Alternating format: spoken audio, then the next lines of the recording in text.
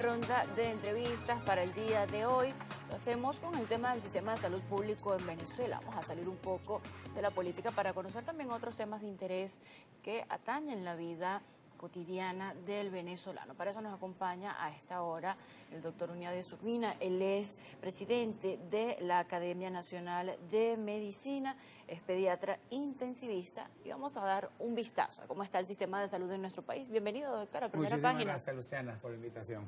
Muy agradable su presencia acá en el estudio. Tenía tiempo sin visitar primera página, pero por supuesto hay aspectos un poco de cuidado y otros aspectos bastante positivos que resaltar también de lo que es el tema de salud, de la medicina, de la profesión y el gremio en este momento. Empecemos un poco por describir cómo ven en este momento desde el gremio médico el sistema de salud público, haciendo una radiografía general para empezar a detallar. Sí. Primero agradecer la invitación desde la Academia Nacional de Medicina y las sociedades científicas que representamos.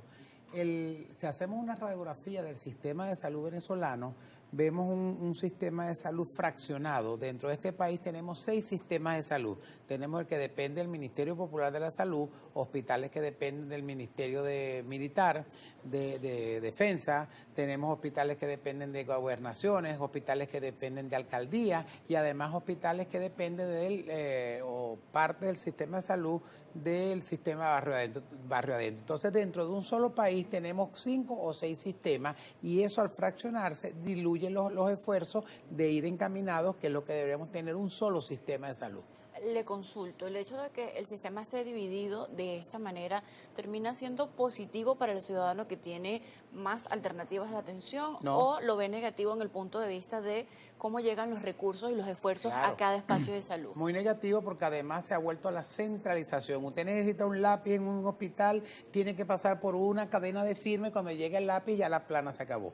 Entonces eso es el problema, al centralizar y fraccionar el sistema, entonces hay gobernaciones que tienen más presupuesto que otros, alcaldías que tienen más presupuesto que otros, dependiendo probablemente de la tendencia política. Hoy día esperemos que con todo este sistema que ganaron ya no haya esta diferencia, pero eso influye, por supuesto, al no tener los recursos adecuados, el paciente tiene que ir migrando del pueblo a la ciudad, a la capital y termina a veces en Caracas. Ese es el problema de tener un sistema de salud fraccionado. ¿Qué hacen o qué sugieren desde el gremio cuando se encuentran con este tipo de realidades? Hace la crítica con respecto a la centralización o el trámite administrativo que debe hacerse para la obtención de diferentes aprobaciones o diferentes recursos destinados a sus tareas diarias. ¿Cuáles son las sugerencias que hacen desde el gremio para, pues, quizás hacer el canal un poco más expedito?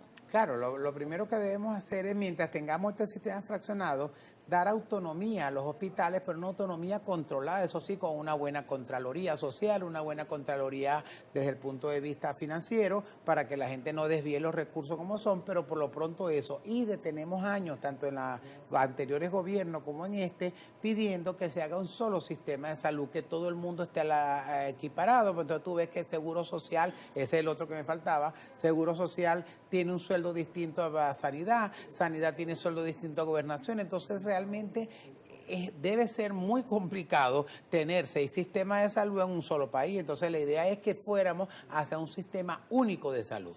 Habla entonces de la disparidad, no solamente desde el punto de vista de cómo llegan los recursos para finalmente ser destinados al paciente, sino también de cómo llegan los recursos para, bueno, compensar lo que son todo lo que debe llegar al personal administrativo, médico, también el personal, por supuesto, asistencial y técnico.